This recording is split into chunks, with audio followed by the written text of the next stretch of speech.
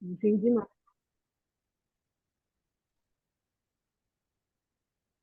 Boa noite, me chamo Adriana e hoje nós iremos meditar em Isaías 39.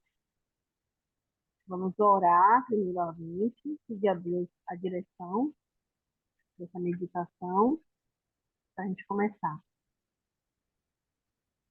Senhor nosso Deus, Pai Todo-Poderoso, nesse momento, Senhor, nos colocamos aqui diante da Tua presença, primeiro para te agradecer por esse momento, por todas que estão aqui e as que vão chegar, meu Pai, e aquelas que não vão poder participar, Senhor. Toma, guarda cada uma delas, a vida, o coração, a mente, a alma, meu Pai, para que todas nós estejamos preparadas para o dia, meu Pai, que o Senhor irá buscar a tua igreja. Então, meu Deus, essa meditação, meu Deus, é para que nós venhamos, meu Pai, ter o nosso alerta, para que venhamos, meu Pai, abrir os nossos olhos, meu Deus. Que o Senhor venha falar através de mim, meu Deus, que não venha ser a minha boca, mas sim a do Senhor. Meu Deus, não deixe que eu venha falar nada, meu Pai, que não seja da sua vontade. Meu Deus, tira toda a despesa de mente, tira, Senhor, todo o entretenimento, tira tudo, meu Pai, que a nossa mente venha estar ligada aqui, nesse momento. É o que eu te peço, desde já e te agradeço, em nome do Pai, do Filho e do Espírito Santo. Amém.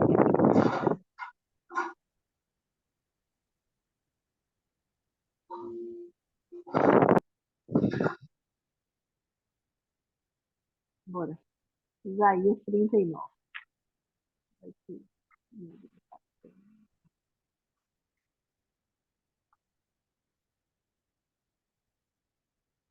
Gente, eu vou fazer o seguinte, eu vou ler porque o capítulo é pequenininho e vou explicar. Estão me ouvindo? Se você pudesse se aproximar um pouco mais do Estão me ouvindo microfone, agora? melhor, bem melhor. Pronto, vamos lá. Isaías 39. Naquele tempo enviou Merodach-Balaada, filho de Balaada, rei da Babilônia, cartas e um presente a Ezequias, porque tinha ouvido dizer que havia estado doente e que já tinha convalescido. E Ezequias se alegrou com eles e lhes mostrou a casa do seu tesouro, a prata e o ouro, e as especiarias, e os seus melhores ungüentos, e toda a sua casa de armas, e tudo quanto se achava nos seus tesouros. Coisa nenhuma houve, nem em sua casa, nem em todo o seu domínio, que Ezequias não lhe mostrasse. Então o profeta Isaías veio ao rei Ezequias e lhe disse: Que foi, que foi aqueles homens que foi que aqueles homens disseram, e de onde vieram a ti? E disse Ezequias, de uma terra remota vieram a mim, de Babilônia. E disse ele, que foi que viram em tua casa? E disse Ezequias, viram tudo quanto há em minha casa. Coisa nenhuma há nos meus tesouros que eu deixei de lhe mostrar. Então disse Isaías a Ezequias, ouve a palavra do Senhor dos Exércitos. Eis que virão dias que tudo quanto houver em tua casa e o que entesourares teus pais até o dia de hoje será levado pela Babilônia. Não ficará coisa alguma, diz o Senhor, e até que teus filhos, e até de teus filhos que procedem de ti, e tu gerarás, tomarão para que seja eunuco no palácio do rei da Babilônia.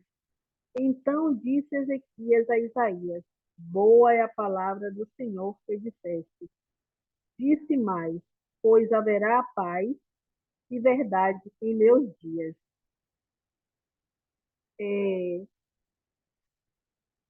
eu pensei em muita coisa aqui nesse capítulo fala, né? Ezequias, ele passou por um momento difícil na vida dele, que a gente já viu lá no 38, que foi a doença que ele teve, né? Ele teve uma doença, ele é, se humilhou perante Deus, mostrou a Deus, falou para Deus, né? Senhor, eu fui teu servo, eu destruí os altares. Ele foi relembrando a Deus o que ele tinha feito. E Deus fez o quê? Lhe concedeu mais 15 anos de vida e fez um empacho, né? Como se fosse um remédio para que ele viesse ser curado. Ele não foi curado de imediato. Ele foi feito um procedimento para que ele viesse ter essa cura. E isso, né, ecoou, né, foi levado para todos os lugares. As pessoas começaram a saber que aquela doença que Ezequias teve cura, né? E ele ganhou de Deus mais 15 anos. E aí no 39 vem, né, com, eu coloquei aqui como uma provação, né? Eu vi assim para mim como se fosse uma provação, porque ele no primeiro versículo diz que esse cara enviou cartas, não foi a primeira vez. Então, ele deve ter enviado antes outras cartas, até para saber como ele foi curado, como ele foi, né, como é que ele estava, o bem-estar dele. E ele se alegrou com isso. No primeiro momento, eu pensei até que ele se alegrou com vinho, porque o cara estava presente e ele deve ter feito um banquete, uma festa, para receber essa pessoa, né? Esse, eu acredito, aqui na Bíblia não fala, mas acredito que tenha sido um comandante, uma pessoa estrategista, né? E conseguiu seduzir Ezequias, né? Conseguiu seduzir Ezequias pelo fato de Ezequias, no versículo 2, diz, alegrou-se e lhe mostrou a casa do seu tesouro. Ezequias mostrou seus bens, os bens do reino, né, que seria passado de rei para rei. Ele mostrou para mim, o mais importante, sua casa de armas. Ele mostrou a nudez do seu palácio. Ele mostrou para uma pessoa desconhecida o que ele tinha, né, de estratégia para lutar, porque a partir do momento que você olha as armas daquela pessoa, o seu inimigo sabe como é que vai trabalhar na sua vida, sabe como é que vai adentrar na sua casa, né? E aí o que aconteceu? Quando ele fez isso, Deus enviou Isaías para dizer a ele o quê? O que tu fez? Por que tu está fazendo isso? Não me basta as coisas que eu te faço? Tu quer uma nova aliança? Logo com a Babilônia? E Deus faz uma profecia assim, que a gente vai saber que vai se cumprir lá na frente, né? E, e aí ele fala com Ezequias o que Deus vai fazer, né? E a gente já leu isso em Segunda Reis, quem quiser abrir aí, Segunda Reis 20, 12 ao 19.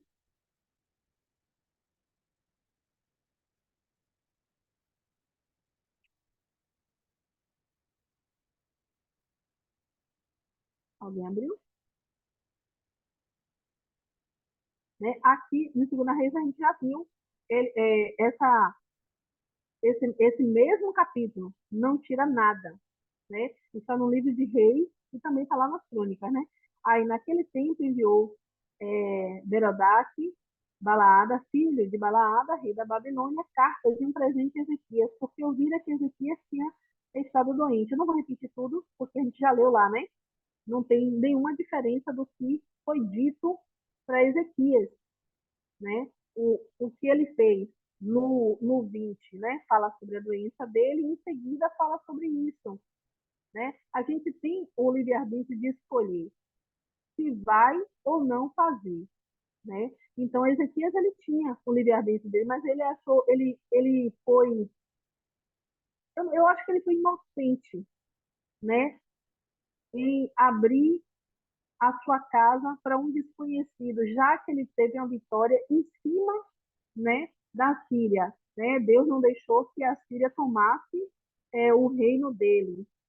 E aí o que acontece? Ele, em vez de estar resguardado, né, de olhar assim, não, poxa, todos querem tomar Jerusalém, porque eu vou abrir minha guarda. Deus já me deu a vitória, Deus já disse que eu vou reinar e meu reinado vai ser bom, vai ser paz. Por que eu vou abrir minha guarda? Isso reflete na nossa vida, se a gente for olhar, né? Se a gente observar qual as brechas, qual é o que a gente está mostrando, o que a gente está evidenciando para o nosso inimigo na nossa vida, o que falta, né, na nossa vida para a gente deixar que o inimigo venha adentrar a nossa vida, venha mexer na nossa vida, venha mexer no nosso tesouro, venha mexer no nosso interior, né? Então, aí eu vou aqui também, em 2 Crônicas 32,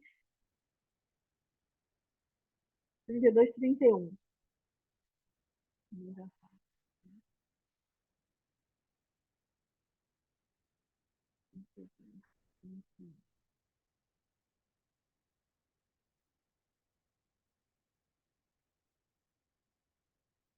Aqui. Posso falar? Contudo, no tocante aos embaixadores dos príncipes de Babilônia, que foram enviados a ele, a perguntar acerca do prodígio que se fez naquela terra, Deus o desamparou para prová-lo, para saber tudo o que havia no seu coração. Aí a gente, o que está acontecendo aqui? Deus está provando a Ezequias. Então, Deus mandou essa pessoa, né, que fala príncipe, está mais claro, né, embaixadores dos príncipes da Babilônia. Então, se a gente for observar, não foi qualquer pessoa. Ele também não chegou lá dizendo assim, Ezequias, eu quero ver essas armas, eu quero ver os seus tesouros. Não, ele foi induzindo em uma conversa com Ezequias, e Ezequias foi se abrindo. A mesma coisa são pessoas que vêm para a nossa vida se dizendo ser nossos amigos e introduzindo na nossa mente, às vezes falando até de outra pessoa. Olha, você viu fulano, ou você sabia? Olha, não digo minha não te contei nada, mas olha fulano de tal. Então, são essas pequeninhas coisas que a gente tem que o diabo vem trabalhar para que a gente venha ser seduzido e falar mal do irmão e praticar um erro, né? Vamos colocar assim, no trabalho, poxa, não, é R$ 1, ou é R$ 1 muito pouco, né? Bora lá, é R$ 10. Ah, não vai fazer falta não, ele tem demais. O diabo já está seduzindo. É como a gente está vendo falar, né, sobre Eva. Eva foi seduzida pela serpente e Adão foi seduzido por Eva, né? Então, se a gente for olhar, o diabo ele é astuto. Ele mandou um príncipe, um embaixador de um rei, né, com presentes. Aqui não fala quais são os presentes, e esses presentes, no decorrer da conversa, eu acredito, né, eu formulei na minha cabeça isso, né? É, lá na Babilônia, poxa, lá tem tesouros, lá tem isso, lá tem aquilo. Olha, lá tem e ele foi falando que Ezequias foi inocente, não queria ficar por baixo, né? E foi lá, não, aqui eu também tenho, ó, aqui os meus tesouros. O cara falou, mas Ezequias mostrou. Ah, mano, meus soldados têm armamento assim, usam uma armadura assim. Ele foi lá e mostrou. Ele não falou, ele foi lá e mostrou. Então, ele mostrou a nudez do palácio dele, a nudez, a mesma coisa que a gente não abriu os nossos olhos, a gente mostra a nossa nudez para o nosso inimigo. O nosso inimigo não são as pessoas, mas sim o diabo. Mas ele usa as pessoas para que essas pessoas venham fazer com que venhamos pecar, com que venhamos sujar os nossos olhos, sujar a nossa mente, sujar o nosso coração. E agora, nos tempos que a gente está vivendo, a gente tem que ser estar mais alerta. Por quê? Porque a qualquer momento Jesus pode voltar. A qualquer momento a gente pode partir. E aí? Aí o que eu achei interessante também aqui, que quando ele fala sobre, então, quando Isaías fala sobre a profecia, né? Isaías veio ao rei Ezequias e lhe disse: que foi que aqueles homens disseram e de onde vieram a ti? E disse Ezequias: de uma terra remota vieram a mim de Babilônia. E disse ele: que foi que viram em tua casa? E disse Ezequias: viram tudo quanto há em minha casa. Ele não deixou nada de fora. Nada de fora. Já viu aquela pessoa que gosta de contar a sua vida? Não sei nem porque eu pensei nisso. Mas uma pessoa que gosta de contar a sua vida, que chega até um desconhecido, tererê, tererê, tererê, tererê, tererê, minha vida assim, assim, assim, assim, assim, assim, tá boa, tá ruim, tá... E aquela pessoa, do outro lado, você nem sabe quem é aquela pessoa, com que aquela pessoa está dentro dela. Se ela, que a inveja, ela necessariamente não é só porque você tem financeiro, é mais pelo que você tem dentro de você, a paz que você tem, o, o seu discernimento, o seu entendimento. Tem pessoas que, poxa, mas eu sou tão lindo, por que o fulano tem inveja de mim? Não é pelo que você tem financeiramente, é pelo que você tem dentro de você. Ela tem inveja, ela não tem condição, não tem coragem de dizer assim, poxa, eu quero ter isso que você tem. Como é que eu faço para ser igual a você? Como é que eu faço para ter esse entendimento da palavra de Deus? Como é que eu faço para ouvir dessa mesma forma que você ouve, o mesmo entendimento que você tem? Então, Ezequias aqui, para mim, ele vacilou. E aí vem Isaías e diz o quê? Então disse Isaías a Ezequias: ouve a palavra do Senhor dos Exércitos. Eis que virão dias que tudo quanto houver em tua casa, a gente já leu isso em Daniel, né? Mas a gente está lá em Segundo Crônicas também tem, que a gente viu quando o povo foi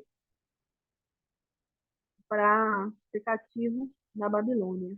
E pegou quem? Os que estavam dentro do palácio para ser os eunucos, para ser treinado, para ser domesticado, entender o linguajar deles, a forma que eles trabalhavam, né? E a gente vê o diferencial, né, naqueles 4 rapazes, mas já estava profetizado isso, né? Isso não foi logo em seguida, né? Eu pesquisei, foi 120 anos depois, né? No reinado de Jeoaquim. É assim mesmo que fala? E a gente, eu vou ver aqui, deixa eu ver se é isso mesmo. Segunda Crônicas 36, 17 a 20. 36, 17 a 20.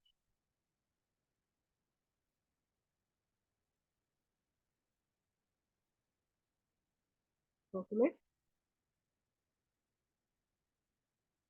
Porque fez subir contra eles o rei dos caldeus, o qual matou os seus jovens à espada na casa de seu santuário, e não teve piedade nem dos jovens, nem das donzelas, nem dos velhos, nem dos decrépitos, a todos entregou na sua mão. E todos os vasos da casa de Deus, grandes e pequenos, tesouros da casa do Senhor, e os tesouros do rei, dos seus príncipes, tudo levou para a Babilônia e queimou a casa de Deus e derrubaram os muros de Jerusalém e todos os seus palácios queimaram a fogo, destruindo também todos os seus preciosos vasos.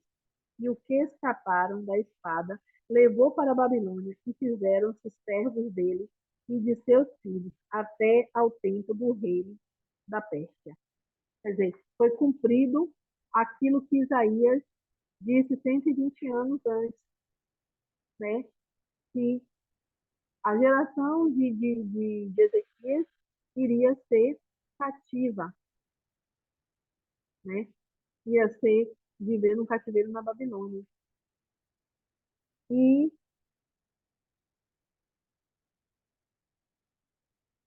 Exatamente. E agora, o interessante, né? Quando ele fala tudo isso, né? Aí no 8, Ezequias fala assim: Então disse Ezequias a Isaías: Boa é a palavra do Senhor que disseste. Ele reconhece que o que ele fez é errado. Mas eu fiquei mais assim, meio triste quando ele diz assim: Disse mais, pois haverá paz e verdade em meus dias. Então ele quis dizer, então, enquanto estiver vivo, estiver tudo bem, depois de mim, a quem quiser que seja, né? Que façam o que eu fiz, orem, se curvem, se derramem, se, se humilhem na presença de Deus para que isso não venha a acontecer. Porque a profecia foi dita, mas a gente tem o poder de se humilhar, o poder de pedir a Deus benevolência e ele nos livrar daquilo. Quando a gente leu Daniel, a gente viu que o povo ficou 89 anos, mas eles tinham os profetas. Ele tinha Oséias, ele teve Isaías, ele teve Jeremias, ele teve Amós, ele teve vários, Abacuque, ele teve vários profetas que revelaram o que Deus queria.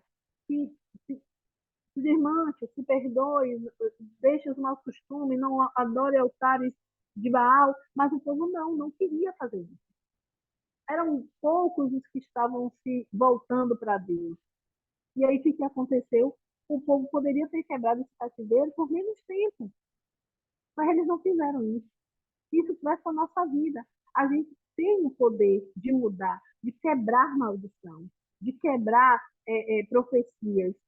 Então, se ele está ensinando, Deus está ensinando. Deus está dizendo a Ezequias aqui, isso deixa para a gente. Porque se você, aqui está me dizendo, que se eu abrir a minha casa, mostrar para o meu inimigo o meu tesouro e a minha arma de guerra, que é a palavra do Senhor, o entendimento da palavra dele, eu estou frita. O diabo ele vai fazer o que quer na minha vida. Então eu tenho que estar afiada. Qual é a nossa armadura? É a palavra de Deus. É o evangelho. É levar a palavra, é entender, é buscar, é orar, é nos voltar para Deus. E se é quando a gente faz isso, o que acontece? A profecia ela é quebrada. Eu acho que eu falei tudo. Quem quer falar? Há um monte de gente. Mas deixa eu falar Pronto, primeiro fala aí. a respeito dessa última colocação sua, que você falou que se a gente se humilhar, a profecia é quebrada. E isso procede, é exatamente o que você queria dizer? Se a gente se converter e Se a mudar os gente, nossos caminhos. se a gente se converter, a profecia é quebrada. Eu acho que sim. Eu penso que não. Profecias não foram feitas para serem quebradas. As profecias de Deus não foram feitas para serem quebradas. E se elas fossem quebradas, então a gente teria um precedente. Não para dizer que Deus é misericordioso e volta atrás, mas para dizer que ele não tem palavra e volta atrás. É diferente. Então, a gente vai observar no texto que Deus teve misericórdia de Ezequias, mas a profecia não voltou atrás. Ele teve misericórdia de Ezequias, da geração de Ezequias, e teve um motivo para isso. Real. Eles se arrependeram, se humilharam, se arrependeram. Segunda Crônicas diz que Ezequias se arrependeu e todo o povo. Então, Deus preservou-os, mas a profecia não voltou atrás. Tanto que se cumpriu numa geração posterior, 120 anos depois, como você bem trouxe para a gente. Eu queria fazer outros comentários a respeito de como Ezequias encarou todo esse transcorrer que Isaías trouxe aqui em apenas 8 versos, mas foram situações bem mais extensas, né? E em termos de tempo também. Quando o rei da Babilônia ele envia uma comitiva para Ezequias, a gente primeiro tem que entender uma coisa, pessoal. Nesse momento, a Babilônia ela está sujeita à Assíria. Ela é domínio da Assíria. A Babilônia não é uma grande potência. A Babilônia não tem grandes poderes. A Babilônia não tem independência. E a Babilônia está submetida à Assíria. A gente tem que compreender aqui nesse texto coisas que estão acontecendo. Eu penso que não seja segredo para Judá, não seja segredo para Ezequias, que a Babilônia faz parte dos vassalos da Assíria.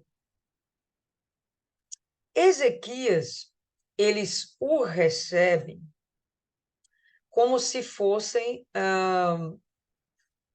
uma iminente potência, mas não era, tá? A gente vai ter alguns versos na Bíblia, tanto em Reis, como até aqui mesmo como lá em Crônicas, melhor dizendo, onde a gente vai ver que quem manda na Babilônia é a Síria. E isso continuou por algum tempo. Por que então que nesse momento a Babilônia envia uma comitiva para Ezequias? Eu penso que a gente tem que considerar esse fato. A gente vai perceber uma sutil, uma sutil influência de Satanás para querer pegar Ezequias mais uma vez no seu ponto fraco, que foi uma coisa que a Adriana citou logo no início, uma possível aliança entre Judá e a Babilônia. Daquele jeito, como se o inimigo de meu inimigo pudesse ser o meu amigo. E é assim que Ezequias o recebe. O inimigo de meu inimigo pode, de repente, ser um grande aliado para mim. É nesse momento aqui que a gente vai ver mais uma vez Ezequias sendo enganado pelos seus próprios pensamentos, pelos seus próprios sentimentos. Todo ser humano ele tem uma inclinação para o mal. A gente percebe isso, já falamos isso algumas vezes. E se a gente avaliar o nosso próprio eu, a gente vai perceber, pô, eu tenho uma inclinação para isso aqui. E ali você se vigia mais, né? Você observa mais, você cuida mais daquele ponto da sua vida que é uma fragilidade, pode estar na sua vida sentimental, pode estar na sua vida financeira, enfim. E você blinda aquela região. O que acontece aqui com Ezequias? Ele já tinha cancelado a sua aliança com a Síria, temeu, tentou refazer a aliança com a Síria, não deu certo, tentou fazer uma aliança com o Egito, não deu certo. Deus mostrou que a aliança tinha que ser com Deus. E agora me aparece a Babilônia, logo depois deles terem vencido os assírios. Sendo que ele tinha plena consciência, e assim todo o povo, que os assírios foram vencidos pelo poder de Deus, não pelo poder de Ezequias. E a Babilônia aparece por lá mais uma vez. Eu vou fazer questão de ver esses dois textos com vocês, só para ficar claro que a Babilônia servia à Síria. Como assim ela estava se colocando numa posição tal de querer fazer uma possível aliança nesse momento com Judá? Então, abra em 2 Reis, no capítulo 17. 2 Reis, capítulo 17.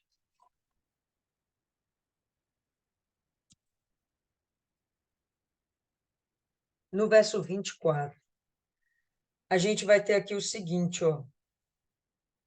O rei da Assíria trouxe gente de Babilônia,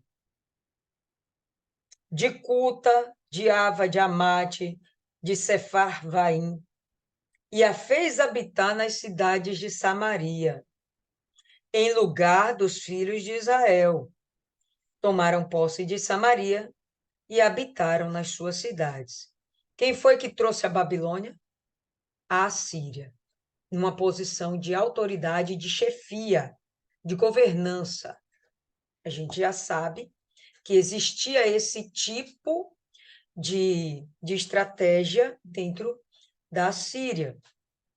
Tira o povo nativo de lá e injeta ali um novo povo para destruir as bases, as crenças, as tradições, os costumes, desnaturar aquele povo e fazer com que aquele povo seja esquecido e, de fato, eliminado, destruído, pulverizado. Ok? Então, aqui a gente está vendo que a Síria, quem está dominando a, a Babilônia. E que tempo é esse? O tempo em que Israel, Samaria, foi tomada pelos assírios. Quanto tempo faz isso? Pouquíssimos dias. Ezequias está sentindo ainda o cheiro dessas conversas no ar. Então, a Babilônia é vassala da Assíria. Vamos ver um outro texto aí. 2 Crônicas, capítulo 33.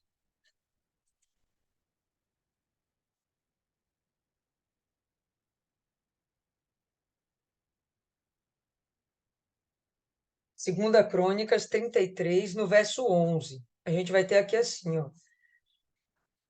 Pelo que o Senhor trouxe sobre eles os príncipes do exército do rei da Síria, os quais prenderam Manassés com ganchos. Quem é esse Manassés? Filho de Ezequias. Então, o rei da Síria prendeu Manassés com ganchos, amarraram-no com cadeias e o levaram à Babilônia. Então percebam que a Babilônia aqui ainda não tem uma autonomia. Passou-se o reinado de Ezequias, estamos vivendo o tempo de Manassés e ainda a Babilônia é vassala da Assíria. Está dando para perceber? O que eu quero pontuar aqui é que o diabo sabe seu ponto fraco e ele não vai desistir de bater lá. O ponto fraco de Ezequias, nesse momento, estava sendo uma certa soberba de acreditar que ele era capaz de conduzir o seu governo sem auxílio de Deus. Ele já tentou isso 1, 2, 3, 4 vezes. Está tudo dando errado, estava tudo dando errado. Deus colocou a mão e ele, mais uma vez, está pleiteando uma possível aliança. A gente vê aí no verso 2. Ezequias, voltando para Isaías, tá, pessoal? Isaías 39.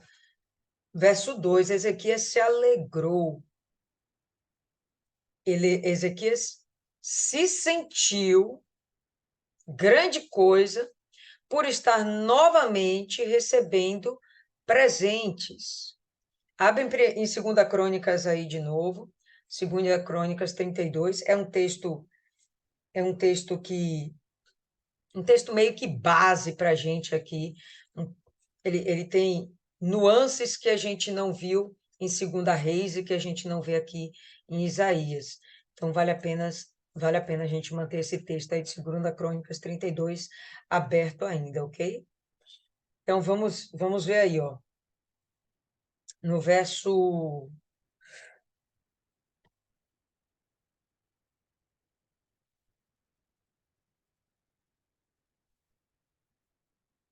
26.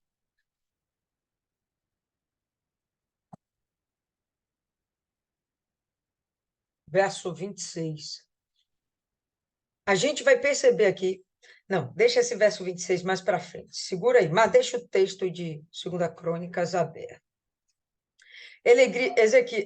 Ai, meu Deus. Ezequias vai, ele se alegra com o que ele está recebendo. Mostrou a casa do tesouro, ou na sua versão aí pode estar também a casa de especiarias. Viu a prata, viu o ouro, mais uma vez aqui as especiarias, os melhores ungüentos, melhores perfumes, né? A sua casa de armas, tudo quanto se achava dos seus tesouros, nada, nada, nada ele omitiu. Por que ele recepcionou tão bem assim essa comitiva da Babilônia? Sendo que ele sabia que a Babilônia estava sujeita à Síria. Não faz nenhum sentido, a não ser que ele esteja pleiteando uma nova aliança. Será que ele não acreditou no que Deus falou lá atrás? Né? Então, mais uma vez ele vai aqui e ele cede.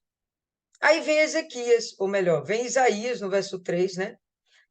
E ele faz uma pergunta. Vocês perceberam isso aqui? Que foi que aqueles homens disseram? E de onde vieram a ti? Vocês viram a resposta de Ezequias? De uma terra remota vieram a mim, de Babilônia. Qual foi a primeira pergunta que Isaías fez? O que esses homens disseram? Ezequias não responde. Ele responde a segunda pergunta. Ele dá uma de João sem braço e ele responde a segunda pergunta.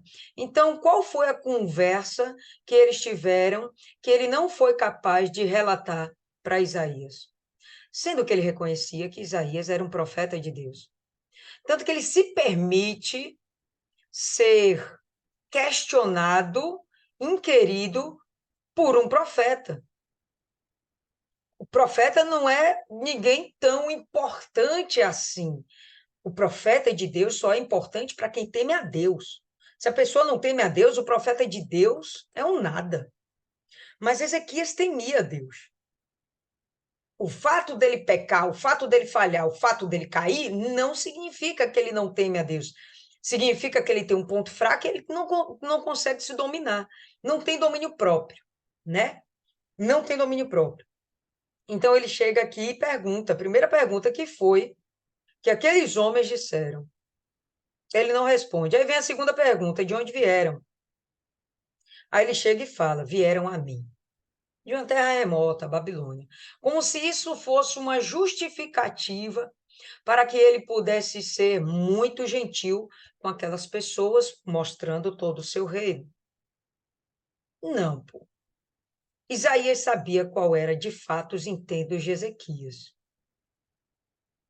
Não é à toa que ele chega lá.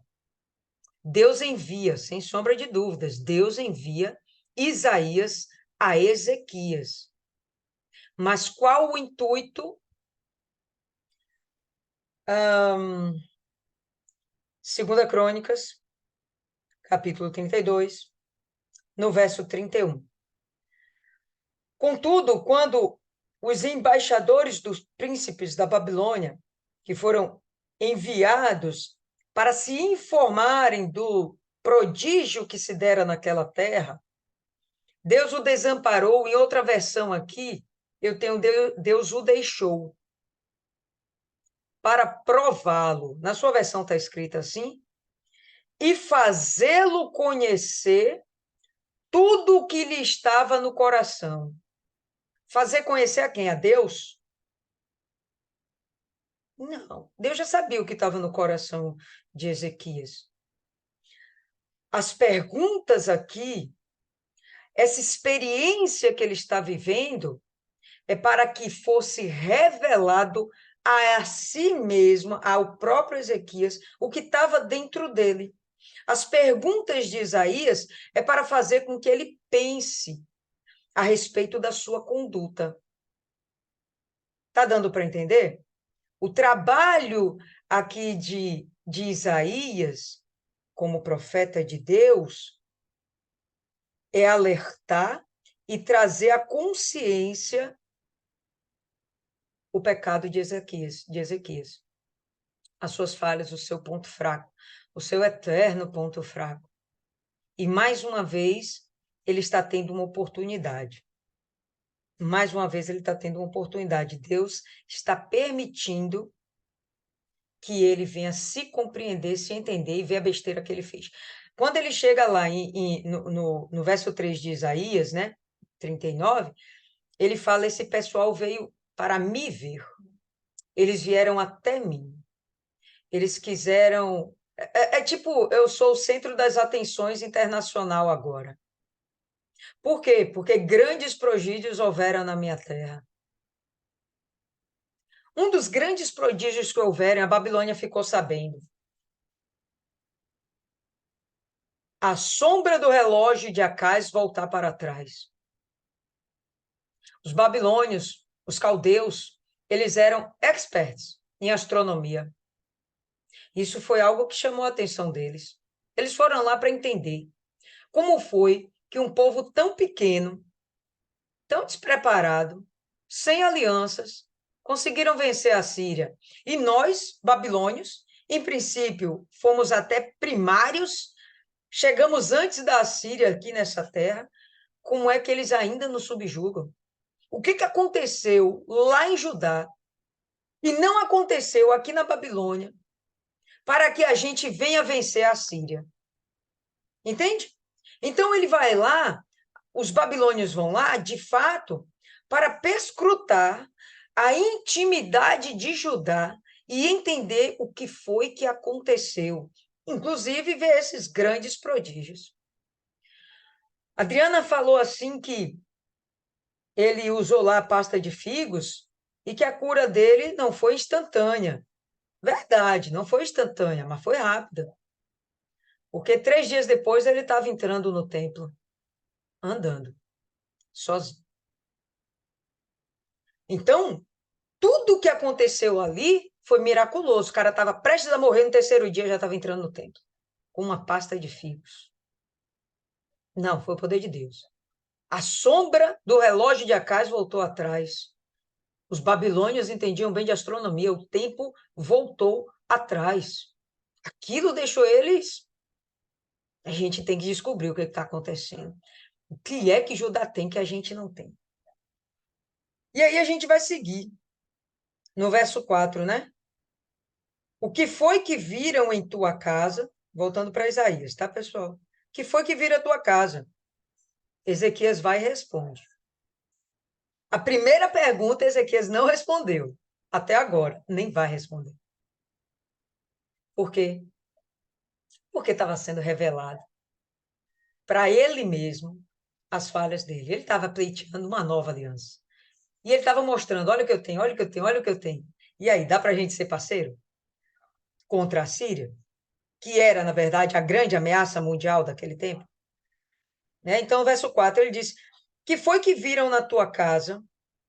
Disse Ezequias, viram tudo quanto há em minha casa, coisa nenhuma há dos meus tesouros que eu deixasse de lhes mostrar. Nesse momento, eu percebo que Ezequias ele não tem mais o que esconder, ele não tem mais como se esconder de Deus, nem do profeta de Deus. Então, ele abre o jogo. Olha, eu mostrei tudo, porque a primeira pergunta já mexeu com ele. Ele já está entendendo que ele falhou. Não tem como ele se esconder de Deus. Segunda pergunta, ele responde ainda com alguma tentativa de dizer, não, pô, eles vieram de longe, eu tinha que mostrar algum respeito, né? Alguma forma de honraria, me trouxeram presentes, amei o presente que eles me deram. Eu tinha que tratá-los bem. Bom, tratar bem é uma coisa, né? Mostrar a intimidade da sua vida é outra. Enfim, e outra, não era a intimidade da sua vida. Porque você, como pessoa pública, representante de um povo, você está mostrando a intimidade do seu povo. Você está expondo as fragilidades, a fraqueza, também os pontos fortes do seu povo. Não é só o seu. Então, você teria que agir com um pouco mais de prudência. Mas vamos lá. Então disse Isaías a Ezequias, ouve a palavra do Senhor dos Exércitos. Eis que virão dias em que tudo quanto houver na sua casa e o que entesouraram teus pais até o dia de hoje. Lembra, pessoal, que parte do tesouro do templo ele tirou para pagar tributos à Síria, mas o texto aqui continua falando que haviam tesouros ainda, nem todos os tesouros foram mexidos, existiam ainda muitos tesouros. Ezequias, ele ficou muito rico, e conte aqui nesses tesouros também os presentes que ele ganhou quando ele venceu a Assíria, né? Segunda Crônicas de novo. Segunda Crônicas, deixa eu ver, foi que eu anotei.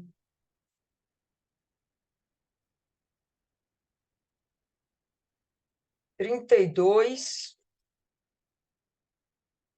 23. Muitos traziam presentes a Jerusalém, ao Senhor, e coisas preciosíssimas a Ezequias. Ele ficou entesourado, rei de Judá, de modo que depois disso foi enaltecido à vista de todas as nações. Quem era Judá na fila do pão, meu amigo? Se hoje Israel é um negocinho desse tamanho, imagina Judá, que era um terço de Israel. Quem era Judá na fila do pão para ele ser uma referência mundial? O que que a Babilônia estava indo fazer lá? Levar presentes apenas? Enviar uma comitiva logo depois que ele saiu de uma doença? Logo depois que houve milagres e maravilhas dentro do seu reino? Eles estavam pleiteando uma aliança. Eles estavam programando um levante contra a Síria, que no final das contas aconteceu. 120 anos depois, mas aconteceu. E aí ele continua aqui, volta para Isaías. E até seus filhos que procederem de ti, tu gerares, tomarão para que sejam eunucos no palácio do rei de Babilônia, e Adriana trouxe muito bem aí lembrado a menção de Daniel, né? Se a gente for lá no Daniel, capítulo 1, do verso 1 ao 7, vai falar justamente sobre isso. Daqueles de Judá que foram recolhidos, os mais excelentes, né, os filhos dos príncipes foram selecionados para servirem ao rei da Babilônia. Venhamos e convenhamos, uma humilhação para o reino de Judá, uma humilhação. Então Ezequias disse a Isaías: boa é esta palavra que o Senhor me dissesse. Disse mais, pois haverá paz e verdade em meus dias. Eu fiquei aqui me perguntando, por que de fato Deus postergou esse castigo, esse juízo sobre a vida de Ezequias e o seu povo nesse momento e deixou para um tempo depois? Haja vista que a profecia não foi anulada, mas não sobreveio aqueles que aparentemente eram os culpados de tamanha atrocidade contra Deus. Alguém saberia dizer por que eles não foram aqui julgados e culpados e punidos nesse exato momento, nessa justa geração? Alguém saberia dizer?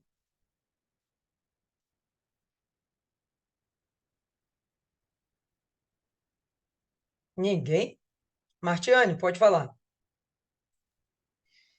Na verdade, eu tinha achado essa resposta lá no livro de Crônicas, né? Em segundo Crônicas 32, no 33, que fala o seguinte, e Ezequias, deixa eu ver se é isso mesmo. É isso mesmo.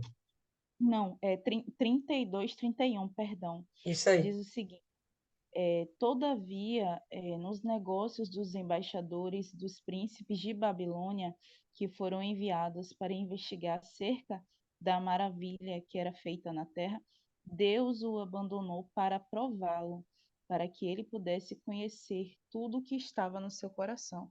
Na verdade, Deus sabia, né, o que estava no coração dele. Agora, Deus queria que Ezequias visse, quem ele realmente era e o que ele tinha dentro de si. Ainda não é a resposta certa. Ainda não é a resposta certa. Alguém? Isaías 38, no verso 6. Livrar-te-ei das mãos do rei da Assíria, a ti, a esta cidade, e defenderei esta cidade. Foi uma profecia, foi uma promessa. E a profecia de Deus não volta atrás. Ele já tinha abençoado Ezequias. Ele não pode amaldiçoar o que ele abençoou. O que já existia sobre a vida de Ezequias era uma bênção. Não dava para retroceder. O texto aponta que Ezequias realmente se humilhou. Ele olhou para o que estava dentro de si e, de fato e de verdade, ele reconheceu: caramba, boa é essa palavra, porque Deus está tendo misericórdia demais de mim. Ele reconheceu todo o bem que Deus estava fazendo a ele. Ele reconheceu a inclinação, o ponto fraco dele. E Deus entendeu que ele não poderia ser amaldiçoado nesse momento. Judá não poderia ser amaldiçoada nesse momento. Por quê? Porque já existia uma profecia de bênção sobre a vida de Judá e sobre a vida de Ezequias. Entende? Então, algumas gerações depois, tudo se cumpriu. Porque aquele povo também pecou. Mas a profecia já existia. E a profecia ia cair sobre a vida daqueles que seriam geração de Ezequias, que seria povo de Judá, e que cometeriam os mesmos erros, mais uma vez, de Ezequias e de Judá. Mas nesse momento não dava. Existia uma promessa, não dá, pessoal. Depois que Deus te promete algo, depois que Deus te dá lança para você uma profecia de bênção, ou até mesmo de maldição, ele não vai anular, não vai anular, não vai anular. Entendeu? Principalmente bênção, não vai ser anulada. Então, com certeza, o que acontece aqui, a preservação dele, é por causa da bênção que já havia sido predita. Teve um momento em que a Adriana falou, pô, Isaías foi inocente. Ele estava fazendo isso aqui como se ele fosse inocente, mostrando o palácio dele como se fosse menino. Ele não era menino, tá? Ele estava fazendo isso aqui porque era o pecado dele. Às vezes a gente faz as coisas, fazemos coisas e podemos até achar que estamos fazendo na nossa inocência, mas não, é na nossa maldade mesmo. Por orgulho, Martiane, perfeito, isso aí. Ele já tinha isso dentro dele, entende? Ele tentava dominar, ele tentava controlar, não dava. Quando ele viu chegar mais presente, pô, ele cresceu de novo. Ele, não, eu sou digno disso tudo e muito mais. Era para ele dar honra a Deus, era para ele dar glória a Deus. Ele não o fez. Ele só fez dizer, olha, isso aqui fui eu que conquistei, vocês estão vindo aqui por causa da minha pessoa, eu sou o cara dentro de Judá. Ele sabia que ele não era. Tanto que ele se arrepende, ele reconhece. Ele reconhece. Você não reconhece uma coisa que você desconhece. Você conhece e depois você reconhece. Pô, isso aqui é uma verdade, não dá para voltar atrás, né? Mas ele não, ele conhecia os fatos e preferiu se jactanciar, se ensoberbecer. E Deus falou: vou lhe mostrar seu pecado. Até aqui, o texto não fala mais sobre falhas de Ezequias. Penso que essa foi a última vez que ele tentou fazer uma aliança. A partir daí, ele andou sobre a sua confiança em Deus e levou o povo também a se humilhar, como esse verso que está aqui, tá? De 2 Crônicas 32, 31. Então, 32, 31 não. Na verdade, vai ser o 32, 26. Né? Ezequias, porém, se humilhou por se ter exaltado o seu coração, ele e os habitantes de Jerusalém, todo mundo se exaltou, porque Deus colocou a mão, mas não era para se exaltar, era para glorificar a Deus, era para exaltar o Senhor. E a ira do Senhor, então, veio contra eles nos dias de Ezequias, não veio contra eles nos dias de Ezequias, tá bom? Então, porque eles tinham sido já abençoados, o que existia sobre a vida deles já era uma profecia, né, de bênção e não de maldição. Alguém quer acrescentar algo mais? Eu tenho certeza que vocês querem. Fala aí pra gente. Dona Mari.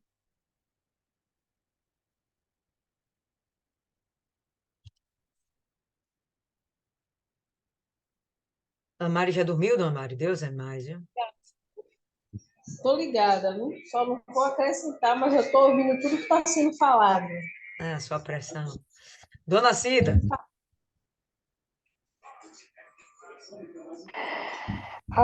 Dona Lília, a senhora já falou aí o que eu ia falar. Está falhando, né? Eu estou vendo todo mundo congelado. Não, estamos ouvindo bem. Tá certo. Está ouvindo? Sim, senhora. A senhora já falou. Ele esqueceu de quê? De dar honra e glória a Deus, porque ele estava apresentando tudo, né? Aí, que a, apresentando ouro, a prata, é como eu vou falar, trazendo para o dia de hoje, né?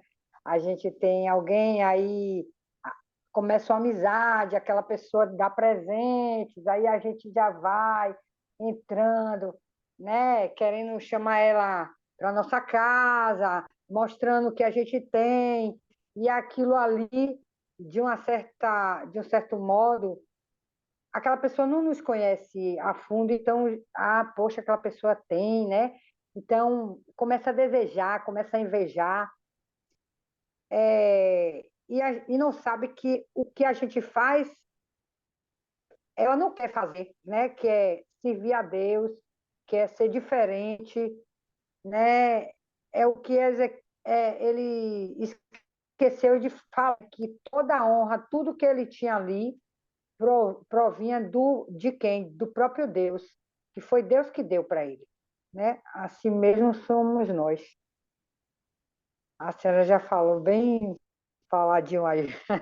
Vem falar de uma ótimo. Beleza, dona Cida. Isso aí mesmo. Dona Marli, quer acrescentar algo mais, dona Marli?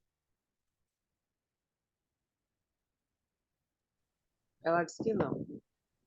Ela disse que não, é ótimo. Adriana, quer fazer mais alguma consideração final? Não? Então, indique aí alguém para a gente fazer a oração.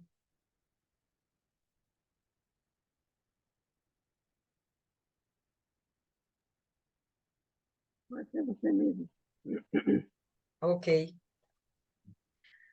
Senhor nosso Deus, amado Pai, te agradecemos, meu Pai, por toda a revelação que o Senhor nos trouxe hoje. A gente entender, meu Pai, a nossa humanidade, a gente compreender que a velha criatura, ela está sepultada, mas ela está aqui, que ela pode ressuscitar a qualquer momento. Ela só é dominada porque nós temos o Espírito Santo que nos dá o domínio próprio. Isso nos faz pensar que devemos andar vigilantes a todo momento.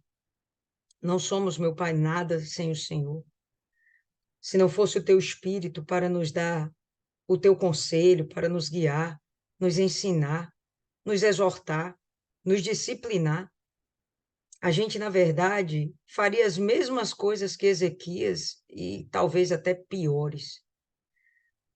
Mas queremos te agradecer, porque dentro da tua palavra a gente vê a confirmação do teu trabalhar em nossas vidas.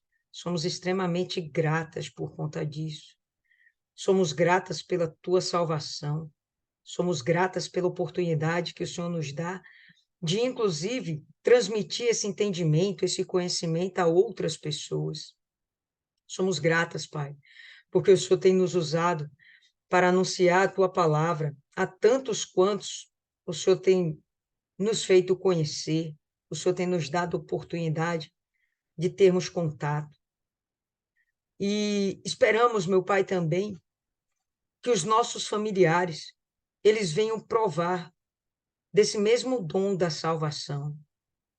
Muitas vezes estamos buscando, meu Pai, falar da tua palavra, do teu querer, da tua vontade, do plano da salvação, da existência da alma, do céu, do inferno, para os nossos familiares, nossos entes queridos, amados. E nem sempre, meu Pai, nós temos o devido êxito. Haja vista as inúmeras histórias que nós ouvimos de parentes nossos que, de uma hora para outra, aparecem padecendo nas mãos de Satanás. E a gente fica querendo, meu Pai, mostrar para eles, né, de uma forma ou de outra, como eles podem obter a salvação, e a gente nem sempre consegue. Que esse conhecimento que o Senhor tem nos dado chegue a pessoas que possam alcançar os nossos familiares. Que de alguma forma o Senhor venha fazer a tua vontade nas nossas vidas. Que aquele sobrinho, meu pai, de Dona Marli, não venha ser tido, meu pai, como um louco que está por aí perambulando à beira da morte, sendo inclusive ameaçado de morte. Que o Senhor venha, meu pai, entrar com providência na vida desse homem e fazer com que ele obtenha novamente o dom da salvação, que ele possa, meu pai, compreender a tua palavra e se arrepender de seus pecados. Que ele possa, meu pai, se tornar a ti e mais uma vez buscar o teu espírito. Que o Senhor dê, meu pai, essa possibilidade, essa virtude para todos os nossos familiares que ainda não te conhecem. Nós estamos aqui buscando mais entendimento para firmarmos, criarmos mais raízes ainda no Senhor. Mas nós queremos também alcançar cada um dos nossos familiares, meu Pai. Nossos entes queridos, amigos, inclusive, colegas de trabalho, parceiros comerciais e por aí vai. Temos esse prazer de levar o teu evangelho a toda criatura. Estamos cumprindo o ID do Senhor. E, mais uma vez, somos gratas por tudo isso. Entregamos nesse momento, meu Pai, todas as nossas motivações em tuas santas mãos. Aquilo, meu Pai, que nos alegra, que seja realmente o que nos faz mover para andarmos cada dia mais, estarmos próximas do Senhor, até chegar o dia em que estaremos face a face contigo. Enquanto isso, que o Senhor venha cuidar da gente, nos proteger, nos livrar de todo o mal, nos fazermos, meu Pai, alertas. Não permita que a gente venha a ser usado, né, com a nossa falta de sabedoria para destruir outras almas, para desalentar nossos irmãos, para atacarmos, meu Pai, os nossos irmãos. Não permita que a gente venha a ter essa falta de sabedoria, não. Muito pelo contrário, que sejamos capazes de edificar uns aos outros, que sejamos capazes de animar, que sejamos capazes de alertar, mas sempre, meu Pai, dentro da tua vontade, do teu jeito, do teu querer, conforme todo o teu mandar. Estamos nos colocando sempre à tua disposição e queremos ter, meu Pai, esse entendimento de como é que a gente deve andar em submissão ao Senhor a todo instante. Que o Senhor venha nos dar uma noite tranquila, um sono tranquilo, que o nosso amanhecer venha a ser realmente alegre e que a gente vá amanhecer com essa vontade, esse desejo de permanecer servindo ao Senhor. Já prepara de antemão a reunião que cada uma de nós amanhã vai assistir, que as palavras que precisamos ouvir, que a gente já esteja tendo o nosso espírito preparado, a nossa mente sendo aberta, para quando recebermos essa palavra, nós sermos mais ainda edificados. Que os anjos, meu Pai, que estão sobre nós, aqueles que o Senhor constituiu sobre a gente, como pastores, como líderes espirituais, como referências para cada uma de nós, que eles sejam também fortalecidos, protegidos, que o Senhor venha inspirá-los, meu Pai. Porque se o Senhor fala com eles, eles vão passar para a gente. E é essa cadeia hierárquica dos céus, e a gente está submetida a tudo isso. Nos dê, meu Pai, todos os dias esse entendimento. Espírito Santo que faltou, que o Senhor acrescente. E nós entregamos, meu Pai, tudo que somos, temos e desejamos em tuas santas mãos. Em nome do Pai, do Filho e do Espírito Santo. Amém. Graças a Deus. Amém, meninas. Amanhã nós estamos em Isaías 40, né? Já são quase 2/3 do livro de Isaías. Nós estamos concluindo.